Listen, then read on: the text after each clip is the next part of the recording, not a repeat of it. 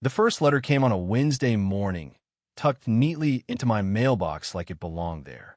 The envelope was thick, the kind you'd expect to find holding a wedding invitation or some overpriced corporate memo. Gold trim, cursive typeface, and, at the top, Silver Meadow Residential Committee. I almost tossed it without reading. I should have, but curiosity got the better of me. Inside was a notice of compliance requirement, addressed to the resident of 104 West Alder Lane. That's me. It claimed I owed $250 for failure to align with Silver Meadow residential aesthetic standards. I squinted at it. My lawn was mowed. My hedges trimmed. The paint on the siding was cleaner than most of the homes on the street. There wasn't even a garbage can out of place. Still, they listed violations like inconsistent mailbox coloration and unauthorized lighting fixture. It sounded like a parody. It wasn't. The signature at the bottom belonged to Meredith Gaines, chairwoman of the Silver Meadow Committee, a title that sounded like something from a cult playbook. I'd met her once during a neighborhood block party. Sharp bob haircut, pearl necklace, and a clipboard never far from her side. She had a knack for making people feel like they were out of order just by looking at them. I laughed, tossed the notice in the trash, and went about my day. But the notices didn't stop. They multiplied. By the end of the week, I'd received 5 more, each escalating in tone. $100 for a non-standard vehicle configuration. My truck was parked straight as ever in my driveway. $150 for auditory disruption. I worked nights and barely played the radio at home. Then came $200 for failure to submit a landscaping development strategy. That one almost made me choke on my coffee. It was obvious now this wasn't about my lawn or my mailbox or my lighting. Meredith was testing me, trying to see what I'd tolerate. But she'd picked the wrong house. I'd dealt with intimidation before, and not the petty, suburban kind. I ignored every single letter. Then she changed tactics. It was a Saturday morning when I stepped out to find Meredith standing at the end of my driveway. Clipboard in hand, sunglasses on, the sun gleaming off her silver Lexus parked halfway across my grass. She wasn't flustered. In fact, she looked delighted to see me. "Oh, Mr. Carter," she said sweetly. "We've been hoping to catch you." I leaned against the hood of my truck. She waved her clipboard like a royal decree. "Just a friendly follow-up. We noticed you've neglected to respond to the notices we've issued. There's some concern that you might be ignoring your obligations." "Obligations to what?" I asked. "I'm not part of any HOA. That's why I bought this house." "Well, technically, all surrounding residences within the Silver Meadow jurisdiction fall under our community guidelines. Even if you didn't initially opt in, we expect compliance." I smirked. "Expect all you want. Doesn't make it legal. And if I get one more piece of paper from you pretending to be law, I'll file harassment charges." Her mouth twitched just enough for me to know I'd struck a nerve. "I do hope you reconsider," she said through clenched teeth. "It will be unfortunate if this situation escalated." "That a threat?" I asked. "Of course not," she replied. "Just a reminder, we all have a role to play in maintaining harmony." I stepped forward. "And I play mine outside your jurisdiction. This isn't a monarchy. Take your clipboard and stay off my lawn." She turned and left.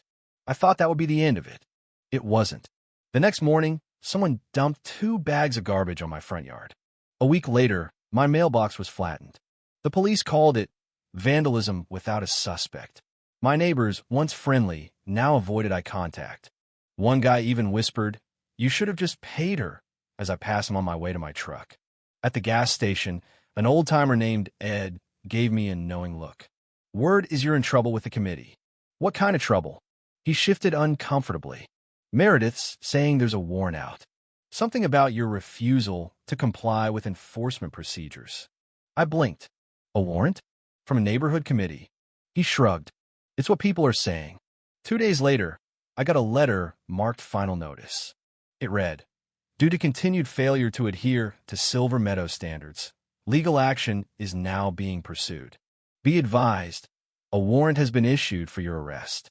There was no agency listed, no badge number, no judge's name, just Meredith's signature and the committee seal that looked like it had been designed in PowerPoint. I nearly laughed. It would have been funny if it hadn't come with real consequences. And that's when I stopped playing nice. You see, what Meredith didn't know, what no one in this neighborhood knew, was that I wasn't just another homeowner. I was a U.S. Marshal. I'd seen real warrants, signed them, served them, and in some cases, enforced them with a battering ram. Meredith's little game was about to end. I waited. 3 days later, they came to my door. 2 men in khaki slacks, matching polo shirts and clipboards. One had a plastic badge clipped to his belt, the kind you'd find in a Halloween costume kit. The other wore mirrored sunglasses despite the overcast sky. "Are you Mr. Carter?" the taller one asked. "Who's asking?" "Silver Meadow Compliance Enforcement Division," he said with artificial authority. "We're here about your ongoing violations. We have a warrant for your arrest." "Let me see it." He held up a paper. I didn't touch it. "This from a judge?" "No," he said. "It's committee authorized." "So, not real," I said. "You do realize impersonating law enforcement is a federal offense, right?" They hesitated. I reached into my jacket and pulled out my badge. "United States Marshal Service," I said flatly. "Now I'm giving you one chance to walk away before I charge you both with criminal impersonation, trespassing, and attempted unlawful detainment of a federal officer." One man turned ghost white. The other dropped his clipboard and ran. I didn't chase them. I ran their names. And what I found shocked even me. Meredith had created a fake enforcement branch under the HOA, issued fabricated citations, and threatened dozens of homeowners with arrest or foreclosure. She had a history of lawsuits, most sealed, some quietly settled. Several people had lost their homes to her fraudulent schemes, manipulated by fake legal jargon and the threat of public shaming. It wasn't just harassment. It was extortion. And now I had everything I needed to take her down. I compiled the evidence, brought it to the district attorney in the U.S. Attorney's office. Charges: wire fraud, mail fraud, impersonation of law enforcement, unlawful seizure of property, conspiracy to defraud. But I needed more. I needed her to walk straight into her own trap. So I baited her. I responded to one of her notices. I apologized, claimed I was ready to comply, and requested an arbitration hearing to plead my case. She took the bait. The reply came within hours. Location: Silver Meadow Community Hall. Date: Friday, 4 p.m. Attendees: Meredith Gaines, the committee, and their enforcement agents. Perfect. I made the calls. DA's office, local PD, federal agents.